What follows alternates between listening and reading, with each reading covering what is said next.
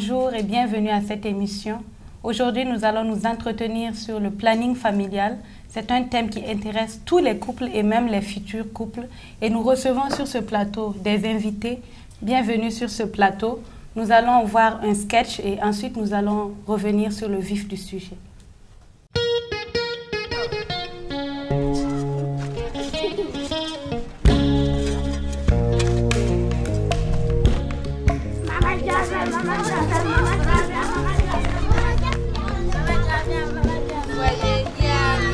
Mais mangez-moi, mais j'en ai marre de ces enfants. Maman, le menu il a censé parce qu'on n'a pas de cahier que la scolarité est pas Parce que c'est mauvais, maman. Mais ça suffit comme ça. Vous allez me tuer. Tout ça, c'est de la faute de Julien. Ah, ça tombe bien. Viens là, Julien. Jeanne, un problème.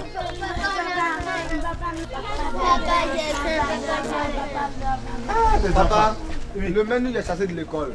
Pourquoi? Parce qu'on n'a pas de cahier et qu'on n'a pas payé la scolarité. Quoi? Parce qu'ils sont mauvais. Toi? Mais ils sont fous, vos maîtres. Ils ne savent pas qu'ils ne peuvent pas résoudre tous nos problèmes en même temps. Hein? Que toi, que tu sois mauvais. Lui, il ne sait pas. Allez chez maman, allez chez voir maman. Maman a dit que le repas est fini. Quoi? Quel repas est fini? Mais, venez. Hé, Jeanne. Donne l'argent aux enfants, ils vont aller s'acheter à manger. Tu es leur père, non? Tu peux aussi le faire. Oui, mais c'est à la mère qui incombe la tâche de donner à manger à ses enfants-là. Quoi? Au père aussi. Depuis quand ce changement? Hein? Depuis que le monde existe, hein? C'est la femme qui nourrit son enfant. Maintenant, à ton tour, tu veux dévier. Hein? Je ne dévie pas, c'est plutôt toi qui dévies. Ah bon, tu m'insultes maintenant? Poussez-vous de là! Poussez-vous de là, les enfants! Que puisse donner une correction à cette langue de vipère là! Si tu es un homme là, frappe-moi. Ah bon, c'est comme ça que tu parles? Mais... Remercie les enfants, hein? Remercie les enfants! Qu'est-ce qui se passe ici encore? Demande à Julien. C'est ton voisin, il m'accuse d'avoir mis 11 enfants au monde. C'est la source de nos disputes. C'est moi avec mon petit commerce, je dois payer la scolarité des enfants, nourrir les enfants, les vêtir, les fournitures. Ah non? Vous devrez ensemble éduquer et s'occuper de vos enfants. Voisine, ça suffit. J'ai combien dans moi? Ce n'est pas vous avec vos grands airs de grandes dames là qui allez venir m'apprendre comment ils doivent vivre chez moi là. C'est quoi? Chez vous là-bas, c'est pas toi qui t'occupes de tes enfants, c'est pas toi. Ah non, avec mon mari. Et papa, ils sont deux seulement. Fayad et Fatima. Deux seulement. Alors là, toi, ton mari là, soit il est un fécond, soit tu te trompes avec les autres femmes du dehors. Deux enfants. Mais à quoi sert d'avoir toute cette marmaille là sans pouvoir les nourrir? Les enfants, c'est une richesse. Source de problème, oui. Tu as raison, voisine. Avec nos deux enfants, on s'épanouit. Moins de problèmes. Vous pouvez faire comme nous. C'est simple, il suffit de vous planifier. Ici, dans ma cour, pas question. Jamais. Cela va vous permettre d'espacer les naissances. À madame de se reposer. Aux enfants ainsi qu'à vous d'être en forme. Quoi? En forme? Oui, en forme. Ah bon, si c'est pour être en forme là, je suis d'accord. C'est où ça même? À la BBF. Voilà, vous avez différentes méthodes de contraception. Il y a la pilule. Ce sont des comprimés qu'il faut prendre régulièrement. Ensuite, vous avez le stérilet qu'il faut placer dans l'utérus. Et vous avez aussi les injections, bien sûr les contraceptifs. Ces méthodes vous permettront à vous ainsi qu'à votre épouse d'espacer les naissances et d'être vraiment en forme. Voilà. Madame, vous pouvez faire le choix. Je vais prendre les comprimés. D'accord. Ça fait 100.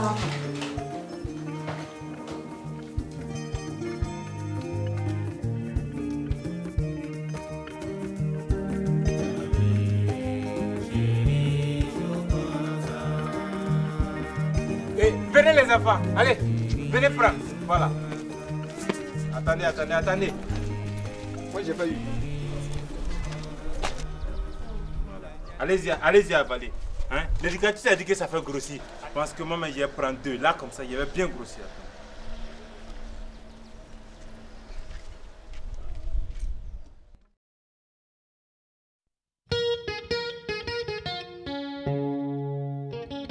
Qui a volé mes médicaments? Hey Julien, qui a volé mes médicaments? C'est quoi? Quoi? Tes médicaments? Nos médicaments, oui. Nos médicaments? Hey, quelles sont ces querelles matinales? Demande à Julien, ton voisin. Laisse-le être là-bas, parce que moi aussi, j'ai avalé les comprimés là qu'elle est en train de faire mal. Quels comprimés? Les pilules là? Mais oui! Eh voisin, toi aussi. C'est uniquement pour les femmes. Donc je n'ai rien compris alors. Ok, bien. C'est ça.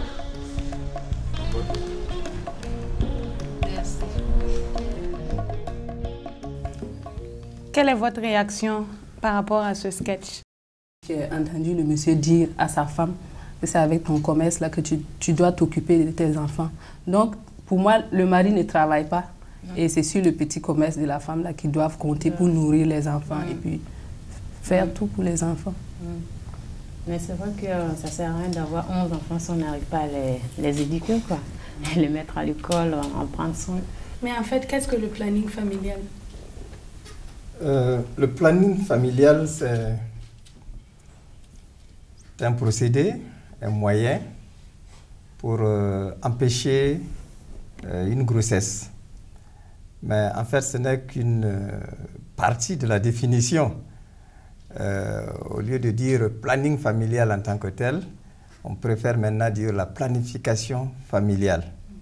Et c'est tout un ensemble, parce que ça permet également au couple d'avoir le nombre d'enfants voulus et au moment voulu. Pourquoi, par exemple, vous avez choisi de planifier? Je veux que mes enfants soient heureux, qu'ils réussissent à l'école, que bon, à la maison, ça puisse aller au point de vue hygiène, nourriture et tout. Parce que quand on a beaucoup d'enfants, on ne s'en sort pas. Puis on a affaire à des enfants, des délinquants, et là, ça ne va plus. C'est pourquoi j'ai choisi de planifier.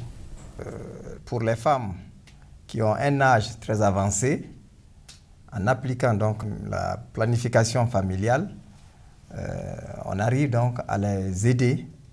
Autrement dit, elles courent de grands risques. Parce qu'à partir d'un certain âge, au-delà de 35 ans, la femme court des risques énormes. Et elle peut même perdre donc la vie. Au niveau de la femme, nous avons parlé de sa santé dans tous les domaines, physique, moral. Mais il y a également la santé de l'enfant, ou même des enfants. Et au niveau du couple, il y a l'harmonie qui s'installe. Donc au bénéfice et de la femme et du mari. Les gens n'aiment pas entendre parler de limiter, mais plutôt de l'espacement. Et l'espacement, effectivement, c'est pour que les enfants vivent dans une santé parfaite, la maman puisse se reposer, que le mari ait un souffle d'une manière ou d'une autre. Est-ce que l'idée même, en tant que couple, de décider d'un certain nombre d'enfants est mauvaise en soi? Nous ne trouvons pas un inconvénient. On ne trouve pas un inconvénient. C'est la raison pour laquelle, en disant espacement, mais si le couple décide d'avoir 10 enfants, lorsqu'on dit 10 enfants, ben on crie. Mais si vous avez cette possibilité d'avoir les 10 enfants et de mettre ces 10 enfants dans de très bonnes conditions, d'instaurer une harmonie, ben, nous ne trouvons pas d'inconvénient. Tout comme celui qui va opter pour les 3 enfants. Il sait pourquoi il veut 3 enfants. Moi, j'ai opté pour le planning familial parce que je me suis mariée étant toujours à l'université.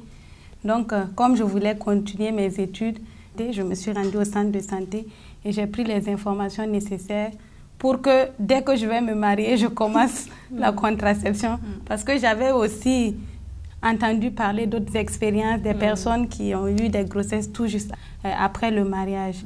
C'est donc pour dire que tous ceux qui sont là, en tout cas, ont d'une manière ou d'une autre eu une expérience qui permet de dire le bien fondé de la planification familiale. Bon, mon expérience n'a pas été facile. Je suis sage-femme, d'accord, mais quand je me suis mariée au début, j'étais jeune, sans expérience. Donc, bon, je me suis permise de faire les enfants 2 années successives, mais pour les élever, ça n'a pas du tout été facile. Donc, comme j'ai beaucoup souffert, je me suis vraiment intéressée à la planification familiale. Dès que je vois un jeune couple, je leur explique ce qu'il faut faire parce que ce que j'ai vécu n'a pas été facile. Donc, après le 2e enfant, moi, j'ai planifié pendant 5 ans et la suite était raisonnable. Combien d'enfants? J'ai 4 enfants. L'aîné a 27 ans, le 2e a 26 ans, le 3e a 23 ans et le dernier a 17 ans. Nous allons vous laisser la parole pour nous expliquer comment est-ce que ça se passe. On a le conseiller, on a la sage-femme. Comment est-ce qu'on peut arriver à planifier? Il y a, dans la planification familiale, il y a plusieurs méthodes que l'on utilise. Il y a des méthodes, je dirais, d'abord traditionnelles. Et en deuxième position, on a les méthodes naturelles. Et en troisième position, les méthodes modernes. Parlant des méthodes traditionnelles, nos parents pratiquaient la planification familiale. Elle n'a pas commencé avec les temps modernes. Et il y a l'hydromiel, il y a le miel qui est utilisé aussi comme contraceptif. Et bien d'autres plantes, comme aussi la polygamie. Il y en a qui prennent une deuxième femme pour que l'autre puisse se reposer. Alors là, ce sont des exemples liés aux méthodes traditionnelles. Il y a maintenant les méthodes naturelles, et parmi lesquelles il y a la méthode Billings. C'est une méthode qui pousse à faire une observation de la glaire cervicale. Il y a un certain liquide appelé glaire qui est sécrété au niveau du col. Et en observant donc cette glaire, on peut savoir quand est-ce la femme est fertile et quand est-ce elle ne l'est pas. Mais il y a également l'observation du col proprement dit. Le col, lorsque la femme est fertile, le col monte. La méthode de la température. Voilà, on s'observe tous les jours, à la même heure. Bien sûr qu'il y a des avantages, tout comme il y a des inconvénients, puisqu'il faut cette maîtrise du temps. Il y a également cette corvée. Hein, tous les jours, il faut le faire. Donc, il y a également la méthode Ogino qui consiste à connaître les moments fertiles et les moments infertiles. Quand il y a des échecs, parce que les intéressés n'arrivent pas à maîtriser le système. C'est la raison pour laquelle, d'ailleurs, on l'a assimilé à une autre méthode, la méthode de la température, pour donner une troisième méthode symptothermique, alors qui est justement l'association des deux méthodes pour être beaucoup plus sûr. Donc on a la méthode de la température et la méthode Ogino, et ça donne symptothermique. Moi personnellement, c'est cette méthode-là que j'appliquais. Au début du mariage, j'ai opté pour cette méthode-là, mais j'ai été surprise. Mais quand même, j'étais contente d'être enceinte, mais ce n'était pas facile. On peut aussi citer le coït interrompu, qui n'est pas une méthode très efficace, parce qu'il y a beaucoup d'échecs. Il faut la maîtrise de soi-même, parce que le rapport se fait dans le stress. On n'est pas sûr de ce que ça va donner, on n'est pas sûr d'avoir de bons résultats. Donc, il y a des problèmes psychologiques et il n'est pas très conseillé. C'est quand on n'a pas beaucoup d'enfants qu'on peut s'hasarder à faire cette méthode qui n'est pas vraiment sûre. Par rapport à cette méthode, on parlait de la maîtrise du cycle. La période des règles, la période humide et la période sèche. L'ovulation a lieu pendant la période humide, donc en présence de la glaire cervicale. Bon, ben, cela nous amène à parler des méthodes modernes que nous avons devant nous. Il y a les méthodes de barrière, je dirais, masculine, que nous connaissons bien. Par exemple, les condoms. Hein? Comment on appelle ça encore? Il n'y a pas d'autre nom? Alors, les préservatifs, donc c'est le nom commun. Donc, c'est préservatif masculin. Ça, c'est pour la barrière, surtout au niveau de l'homme. Et au niveau de la femme, il y a aussi l'équivalent, hein, le préservatif féminin. Cet anneau-là, on l'introduit à l'intérieur donc du vagin et cette partie reste dehors. Et c'est l'orifice justement qui permet le contact sexuel. Et ça joue le même rôle que le condom donc, au niveau de l'homme. Et ça, ce sont des barrières. Mais ce n'est pas seulement les seules barrières. Il y a tout ce qui est comme la mousse. Hein? On a la mousse, donc on introduit dans le vagin donc, de la femme. Et ce n'est que quelque temps après l'introduction qu'il y a possibilité d'avoir des rapports sexuels. Et les spermatozoïdes... Donc, quelque temps, c'est combien de temps? 15 minutes, ça suffit pour que le produit puisse s'installer. Lorsque les spermatozoïdes donc, arrivent, il ne peut pas traverser. Et il meurt. Donc, il n'y a pas le contact entre les spermatozoïdes et l'ovule donc, de la femme. Il y a aussi le néo-shampoing. Donc, ce sont des... Il y en a qui disent des comprimés. Ce n'est pas des comprimés puisque ce n'est pas fait pour avaler. Alors, on introduit cela dans le vagin et on attend jusqu'à ce que ça se dissolve. Ça peut prendre combien de temps? Un quart d'heure, ça suffit. 20 minutes. Ça va se dissoudre et ça va jouer le même rôle que justement les mousses ou les crèmes que l'on introduit au niveau du vagin. Il y a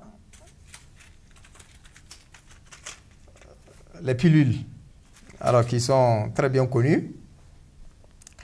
Et c'est pris par les femmes. Nous avons vu dans le sketch que l'homme avait mal compris. Il pensait que c'était pour les hommes et toute la famille. Il a distribué même aux enfants.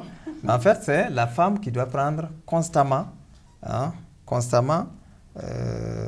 ces pilules. Une fois terminée, elle doit encore entamer une autre plaquette.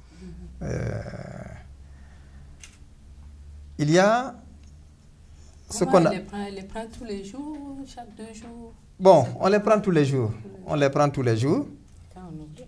Et quand on oublie, ben alors on peut prendre deux. Voilà, on peut se rattraper. Voilà. Autrement dit, on court vraiment des risques. Vous voyez ici, nous avons une plaquette de 28. Alors ça permet à la femme de ne pas oublier de prendre tous les jours. L'avantage au niveau des pilules, c'est que d'abord c'est disponible, c'est pas cher, mais également c'est très efficace. C'est très efficace. On a un pourcentage de 98, on peut atteindre 98, il y en a même qui avance le chiffre 99, le taux de réussite. On parle aussi du stérilet, je ne sais pas, est-ce que vous en avez amené pour nous expliquer un peu? C'est une méthode, je dirais, mécanique. Les techniciens en la matière ont changé de système en mettant ce fil rouge que l'on voit, qui sécrète une substance capable de tuer les spermatozoïdes. Donc, il n'y a plus de contact entre le spermatozoïde et l'ovule. Donc, c'est la nouvelle formule du stérilet. L'avantage ici est que une fois placé, bon, c'est pour plusieurs années. Il y en a qui vont jusqu'à 8 ans, 5-8 ans. Et tant que la position est bonne à l'intérieur, l'efficacité demeure. Mais l'inconvénient est que ça peut bouger. C'est la raison pour laquelle il faut souvent aller voir la sage-femme pour qu'elle remette. Et lorsque on n'y prête pas garde, alors ça peut blesser l'intérieur de l'utérus. Et il peut même avoir une infection. Donc ça fait partie des inconvénients. L'autre inconvénient, qu'il y a ce fil-là qui pend lors des rapports sexuels, mais le mari peut être blessé lorsqu'il n'y a pas une sécrétion vaginale préparée au début. Aussi, l'autre inconvénient est que la femme sait qu'il y a quelque chose de mécanique en elle. Psychologiquement, elle se sent gênée. Donc voilà les différentes méthodes, mais il y a lieu de souligner que toutes ces méthodes ont leurs avantages et leurs inconvénients. La méthode chirurgicale, nous n'avons pas évoqué. Au niveau de la femme, il y a cette possibilité de sectionner les trompes. Et au niveau de l'homme également, il y a les canaux déférents que l'on peut couper. Mais lorsque l'on en arrive là, il faut se dire qu'on a... On ne veut plus d'enfants. Ah oui, on ne veut plus d'enfants parce que c'est irréversible. Bon, il arrive souvent qu'il y ait des échecs, mais il faut considérer cette méthode comme étant une méthode irréversible. Mais je crois que de manière générale, avant de se lancer dans la planification familiale, il faut en discuter. Oui. Et puis, il y en a même qui partent en couple pour comprendre ce qu'il y a comme avantages et inconvénients avant de choisir. Il y en a, en tout cas, c'est la femme qui part et après, quand même, elle rend compte à son mari avant de décider. Parce que, bon, il ne faut pas amener des conflits de couple à cause de ça. Avec le sketch, on a vu que le monsieur ne s'en sortait pas avec le grand nombre d'enfants qu'il a. Je ne sais pas quel conseil vous avez à donner à des personnes comme ça, des couples qui ont plusieurs enfants et qui ne s'en sortent pas. Qu'est-ce que vous pouvez leur dire? Peut-être aussi dire à ceux qui ont plusieurs enfants de se remettre à Dieu et que Dieu puisse leur donner cette possibilité pour assumer les responsabilités. Puisque en tant que chrétien, on sait que Dieu ne déçoit jamais. Et quand on met toute notre confiance en Dieu, il peut nous aider à s'en sortir avec plusieurs enfants. Bon, il y a aussi des structures qui sont créées pour conseiller, aller dans les détails et suivre ces différents couples-là. Donc il y a cette possibilité également. Bon, c'est vrai qu'il faut compter sur Dieu aussi, demander à Dieu de l'aide, qu'il nous dise clairement comment est-ce qu'on peut sortir de cette situation. Et entreprendre des choses comme Fatih l'a dit. Peut-être tu peux faire des commerces, faire plein de trucs qui peuvent t'aider à éduquer les enfants. Ça ne sert à rien d'être là découragé et puis ne pas chercher des solutions. Dieu peut te donner le courage et je pense qu'il faut se mettre à l'œuvre. On a également dit que toutes ces méthodes dont nous avons parlé, nous avons dit que ce n'était pas sûr à 100%. Et il y en a qui, tout en utilisant ces méthodes, ont eu des enfants et qui peut-être du fait qu'ils ne s'attendaient pas à cet enfant se trouvent dans une situation inconfortable et en tout cas pas gaie. Qu'est-ce que vous pouvez dire également à ces couples-là? Là encore, je vais prendre mon exemple. Je disais que je n'attendais pas ma première fille, mais elle est venue. Elle n'a pas demandé à venir. Quand même, je me suis dit que c'est mon enfant. Et puis, j'étais très contente d'elle. J'étais très contente parce que j'attendais un enfant. Ce n'est pas de sa faute. Aujourd'hui, elle fait ma joie. Ça ne sert à rien de se décourager, de dire pourquoi on est enceinte et puis avoir une attitude qui va décourager l'enfant dans notre sein. Se préparer à accepter la situation et puis accueillir l'enfant avec joie. Parce que c'est un don de Dieu. Et donc, il faut dire que dans tous les cas, en tout cas, l'avortement est exclu. Même si on ne s'attend pas à l'enfant, dans tous les cas, si l'enfant vient, il faut l'accepter avec beaucoup d'amour et puis s'occuper de lui comme les autres enfants qu'on a voulu. Et puis, on se rendra compte plus tard que cet enfant même peut faire notre joie. Bon, lorsqu'on parle de planification familiale, il faut penser aussi aux femmes qui n'ont pas d'enfants. Ce n'est pas seulement l'espacement des enfants, mais et celles qui n'ont pas d'enfants. Et dans l'exercice de notre fonction, nous avons pu aider les femmes également qui étaient hypofertiles, qui pensaient qu'elles étaient stériles, à concevoir. Et scientifiquement, il est prouvé que toutes celles qui pensent qu'elles sont stériles, sur 10 femmes, elles ne le sont pas vraiment. Il y a très peu qui le sont, mais il y en a qui peuvent être aidés afin d'en avoir. Il s'agit seulement de se présenter vers les spécialistes, vers les médecins qui peuvent les suivre. Et alors, elles peuvent avoir des enfants. Pour ce qui concerne la planification familiale, nous la recommandons seulement pour les couples. Pour les jeunes célibataires, ils devront attendre le mariage pour commencer la planification familiale. Encore, nous insistons pour dire que les contraceptifs ne sont pas sûrs à 100% et lorsqu'il y a un enfant, que cet enfant soit vraiment accepté comme les autres enfants. Nous avons en tout cas présenté les différentes contraceptions, mais nous vous recommandons de vous rendre dans les centres de santé pour de plus amples informations et pour pouvoir choisir la méthode qui vous convient avec le médecin ou la sage-femme ou un spécialiste. Nous avons quelques livres à recommander aux téléspectateurs. Nous avons ce livre pour une sexualité responsable qui est très bien et qui pourrait vraiment vous aider à mieux comprendre. Mariage et actes d'amour, qui est également très intéressant et nous vous le recommandons. Faire le bon choix, et notre conseiller est co-auteur et donc nous vous le recommandons également. Il est très bon, il présente les différentes méthodes contraceptives. Et vous pourrez les trouver dans les librairies évangéliques ou sur les autres librairies de la place.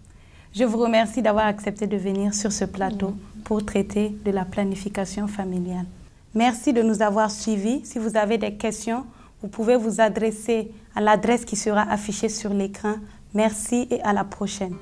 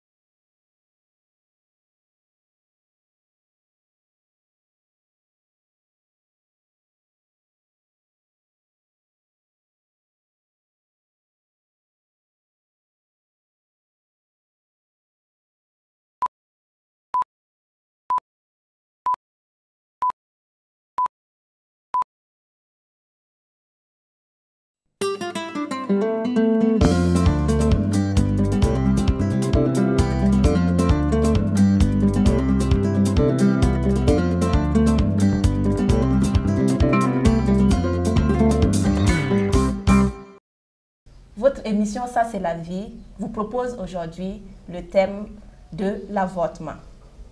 Pour mieux cerner les contours de ce sujet, nous avons avec nous sur le plateau des invités qui vont se présenter à vous. Nous commençons par l'extrême droite. Zungrana Alassane, médecin. Jean-Pierre Topsoba, conseiller conjugal. Oumarou Bambara, médecin. Merci à vous d'avoir accepté notre invitation. Et avant de commencer, d'entrer pleinement dans notre sujet, j'aimerais demander au docteur Zungrana s'il peut nous définir ce que c'est que l'avortement. Merci Madame Sanogo. L'avortement, c'est le fait d'interrompre la grossesse. Mais en ce qui concerne le côté médical, nous considérons qu'il y a avortement lorsqu'on interrompt la grossesse et qu'il y a expulsion du fœtus avant la 28e semaine de grossesse, c'est-à-dire avant le 180e jour. C'est là que nous parlons d'avortement, parce qu'après la 28e semaine de grossesse, on parle d'accouchement prématuré.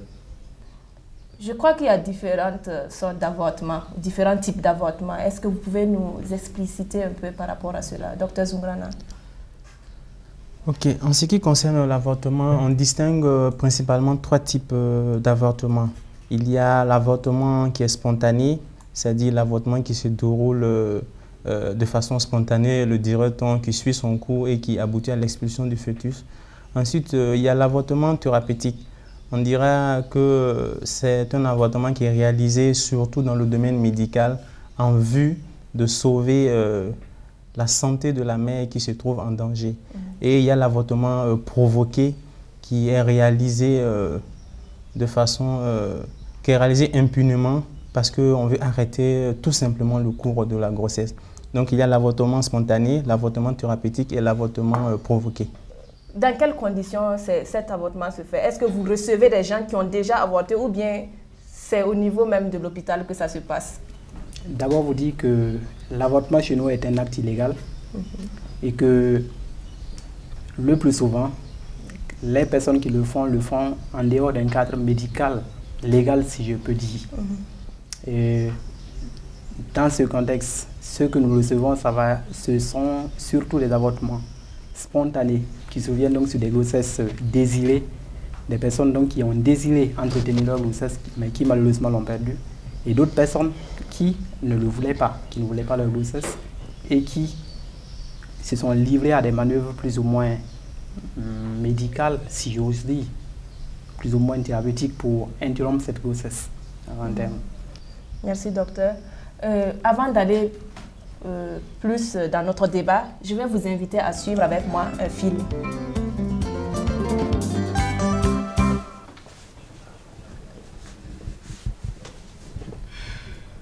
Qu'est-ce qu'il y a, Sali?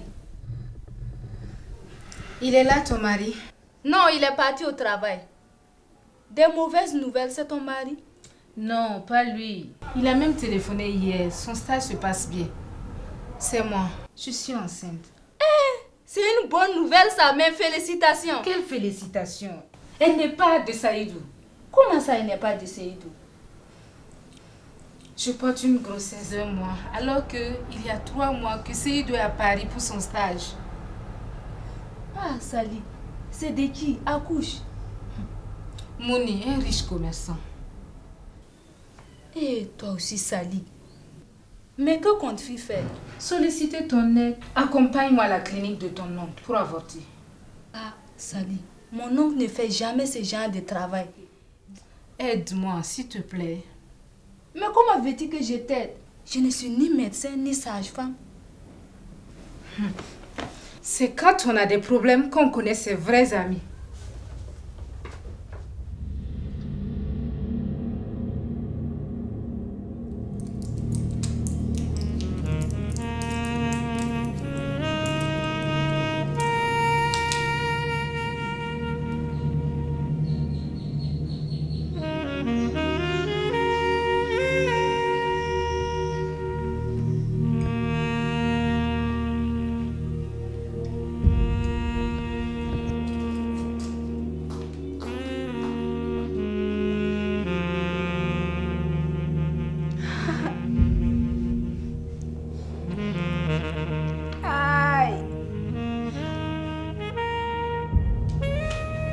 Sali, je n'en peux plus. Cela fait 5 ans de mariage. Et jusque-là, nous n'avons pas d'enfant. J'ai fait les examens et le problème n'est pas de moi. Je tiens à avoir un enfant et je compte épouser Fatih. Quoi? Ça veut dire que tu découches. Pas ici. Dans tous les cas, il n'y a pas 2 capitaines dans un bateau. Et si tu n'es pas contente, tu plies tes bagages et tu pars de chez moi. Et d'ailleurs, tu n'es pas le seul homme sur la terre. Je m'en vais. Salut.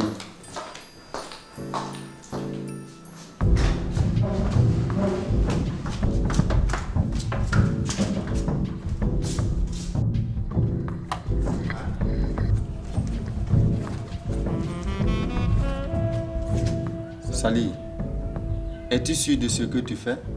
Sûre et certaine. Ok. Bonne chance. Pas la peine, j'en ai déjà.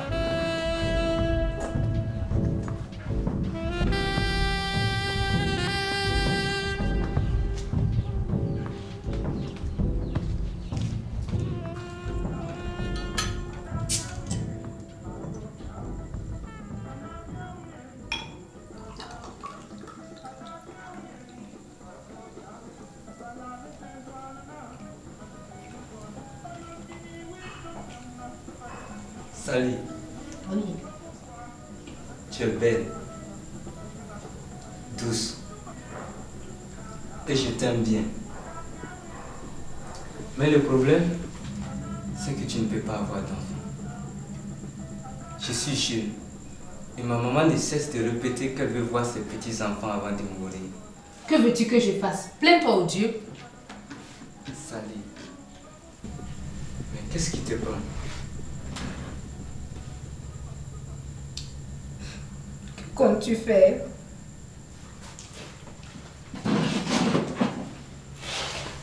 Ne pleure pas, ma chérie.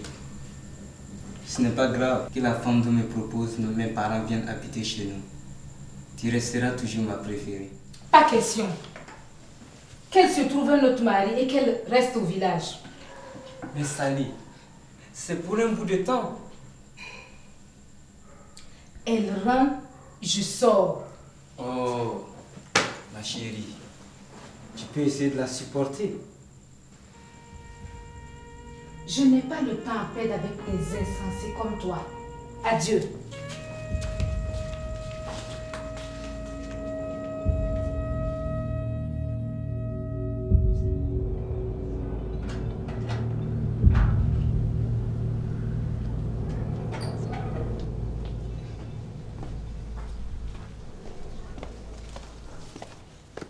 Salut, qu'est-ce que tu as? Tu ne fais pas la cuisine aujourd'hui? Amadou n'est pas rentré la nuit. Mes soupçons sont maintenant levés. J'ai vu la voiture de Mandou garée devant la porte de toute ta copine. Quoi? Ne me dis pas ça. Salut, mais où vas-tu? Reviens ici. Salut, tu ne diras pas que c'est moi, hein?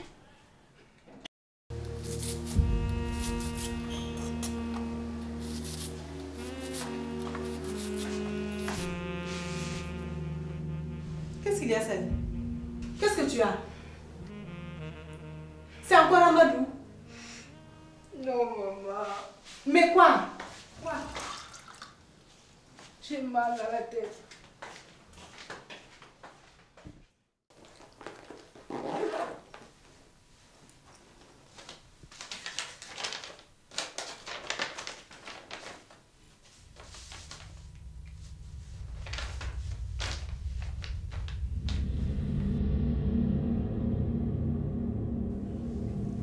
Excusez-moi, mais ma vie n'a plus de sens. C'est mon troisième mari, maman. Il lui aussi me reproche ma stérilité.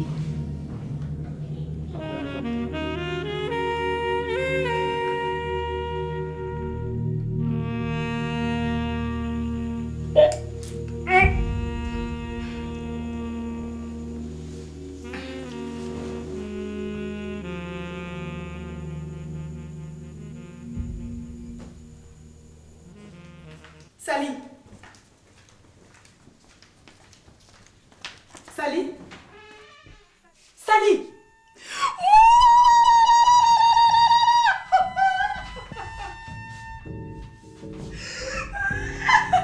Sally.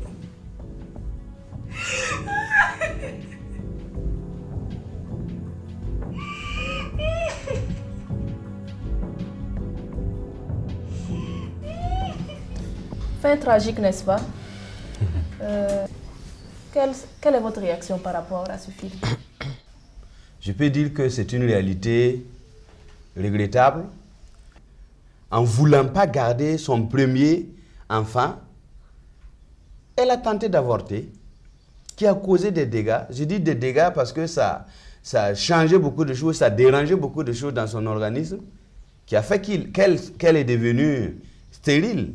Et ça, c'est devenu un problème. Et voilà qu'elle passe de mari à mari. Et ça devient un problème. Et pour elle, la résolution finale, il faut se suicider. C'est en fait un cas d'infidélité qui l'a poussé à avorter.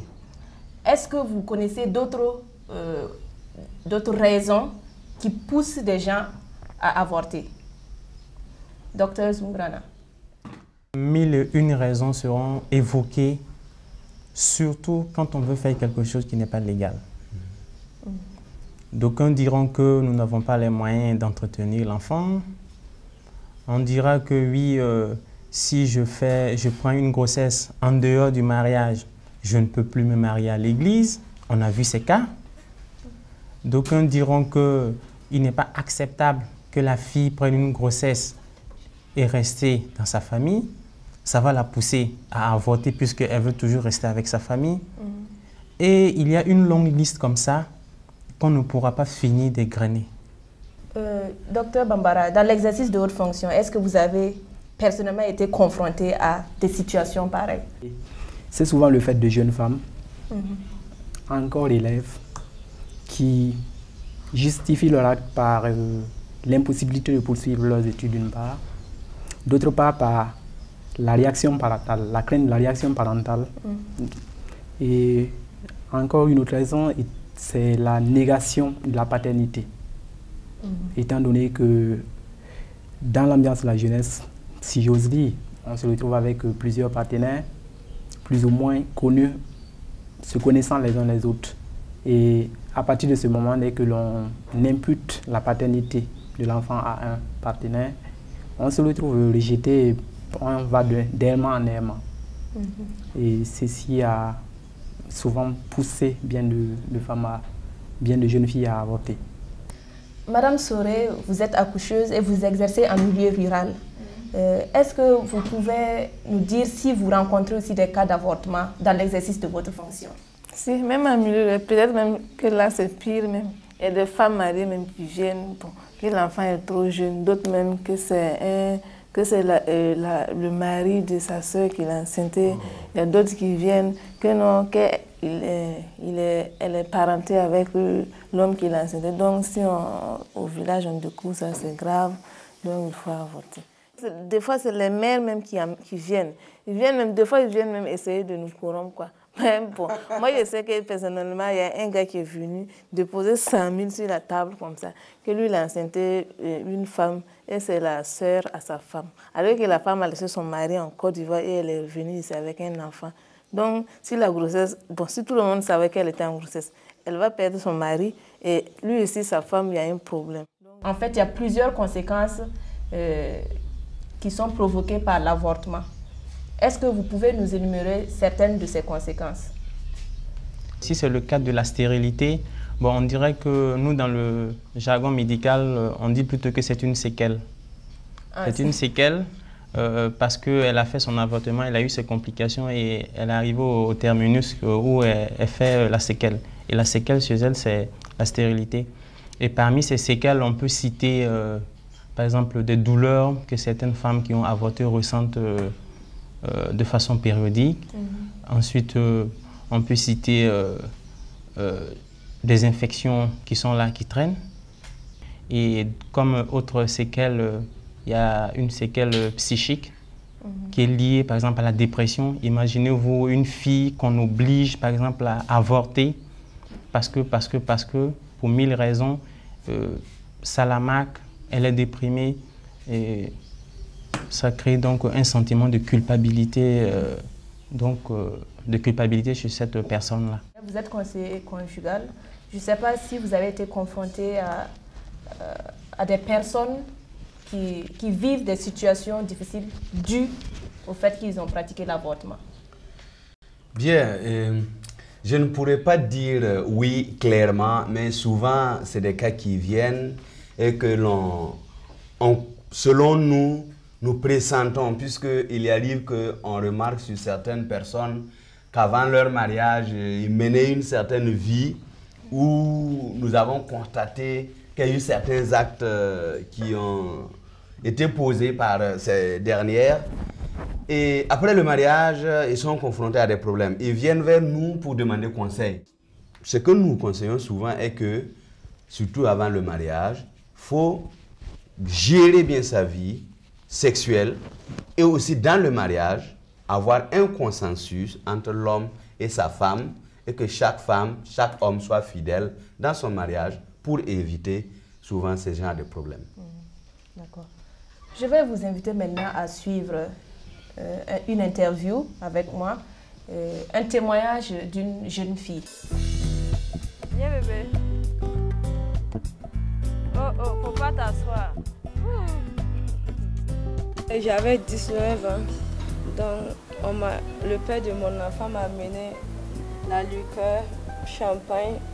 On a sauté, j'ai pris champagne, là j'ai bu. En ce moment, j'avais mal au ventre. Et il y a une copine qui m'a dit que c'est commencé depuis quand. J'ai dit, et en tout cas, je ne sais pas. Comme j'ai eu peur, en même temps, j'ai téléphoné au père de mon enfant que j'étais enceinte. Et quand je lui ai dit aussi, il n'a pas fait des histoires. Il y avait sa maman qui venait de décéder. Donc, lui aussi n'a pas les moyens pour qu'on garde la grossesse. Et moi aussi, j'avais peur. J'ai dit, si moi, mes parents chassent, ils allaient me chercher de la cour, ou bien ils allaient au moins me tuer. C'est ce que je me disais. Donc, après, il est venu me remarquer, on est parti aller voir un docteur. Le docteur m'a affirmé que c'était 2 mois. Donc, et il nous a donné rendez-vous pour venir faire la piqûre. Et ce rendez-vous, il a envoyé une personne de venir me remarquer. Arrivé en route, je lui ai dit, en tout cas, et après avoir pensé, je n'ai pas dit à mes parents que je suis enceinte et je veux aller faire un avortement. Et j'ai peur aussi parce que je vois des filles qui font l'avortement. Après, ils ont des problèmes pour accoucher. Il y a d'autres même, ça peut conduire à la mort. Et il y a d'autres aussi la stérilité. Donc c'est à cause de ça, arrivé en route, je me suis dit je ne veux plus aller. Donc il me dit que non, il faut qu'on parte. Même ça, on a fait des histoires. J'ai descendu de la moto, revenu à la maison. Arrivé le lendemain, je suis allée voir ma tante, je lui ai expliqué le problème. Elle a dit à la vieille, ma maman a dit, il n'y a pas de problème. Allez, viens. Oh, à tout.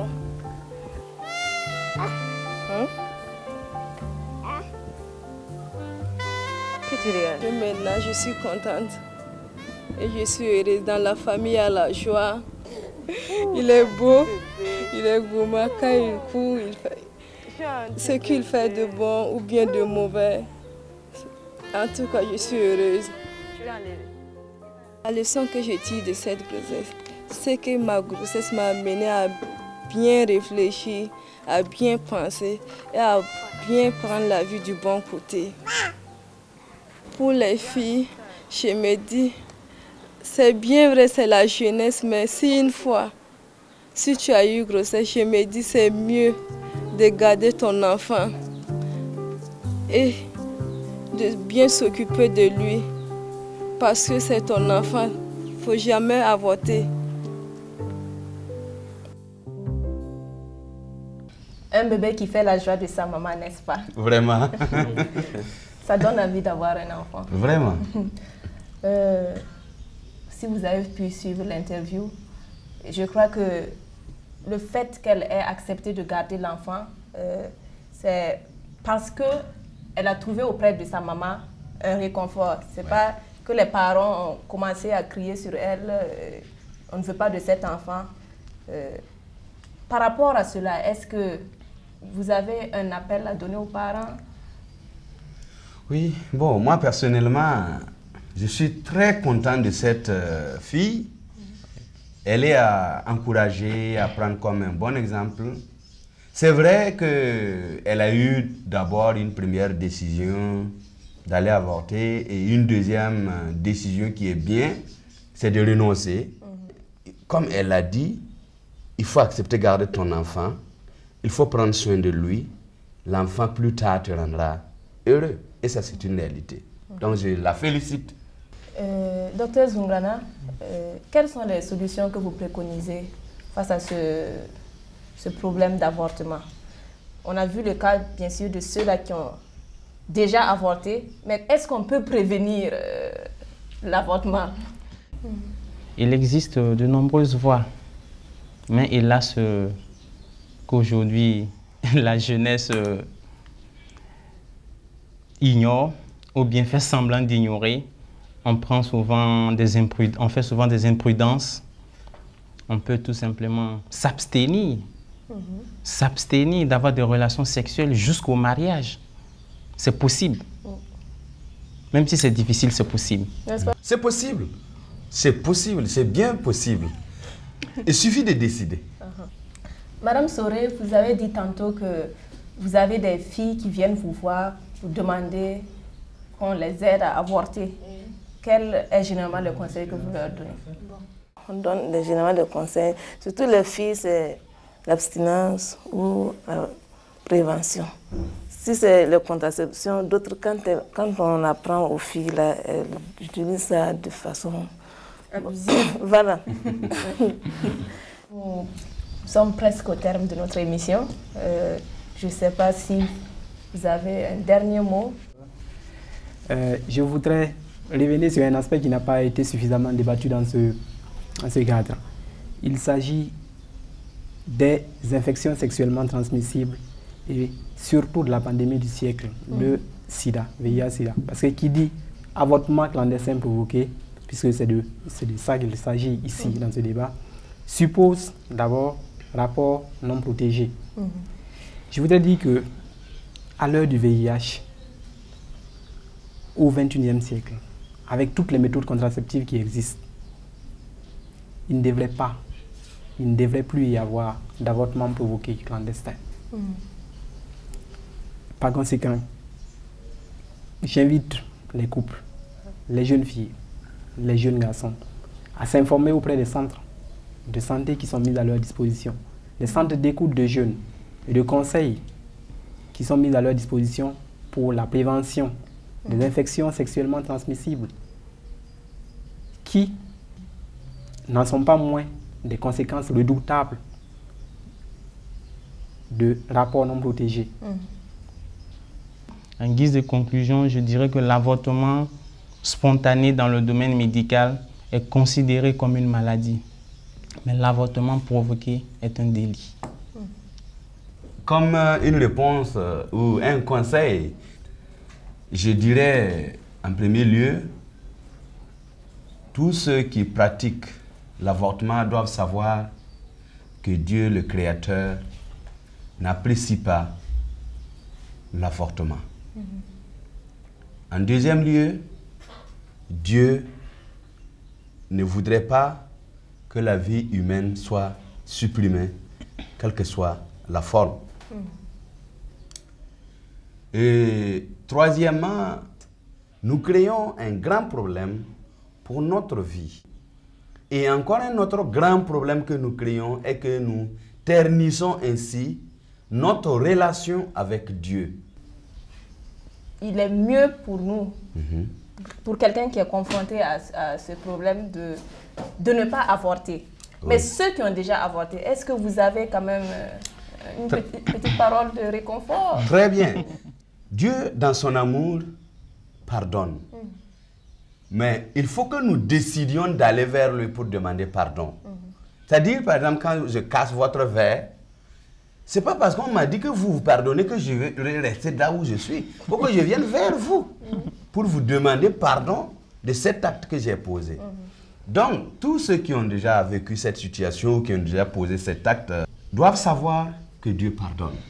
Doivent savoir que Dieu est prêt à les accueillir s'ils venaient à lui et qu'il lui demandait pardon pour renoncer et regretter cet acte qu'ils ont déjà posé. Et ils doivent savoir aussi que quand Dieu pardonne, il ne tient plus compte du passé. Ce n'est pas comme nous les hommes, quand on pardonne, on dit oui, tu as fait ça, j'ai laissé. L'autre jour, tu as fait. Non, Dieu, quand il dit je pardonne, il ne cite plus tout le passé. Il nous a pardonné, il laisse tomber et il nous accueille. Et ce qui est bien ici est que Dieu crée un autre avenir meilleur pour nous si nous revenons à lui. Merci bien donc à vous, nos chers invités, d'avoir accepté de venir discuter avec nous, partager vos idées et nous donner vos conseils. J'espère que nos téléspectateurs et téléspectatrices ont compris les différents conseils qui sont là. Nous sommes au terme de notre émission. Nous nous reverrons sûrement la prochaine fois. À bientôt. Au revoir.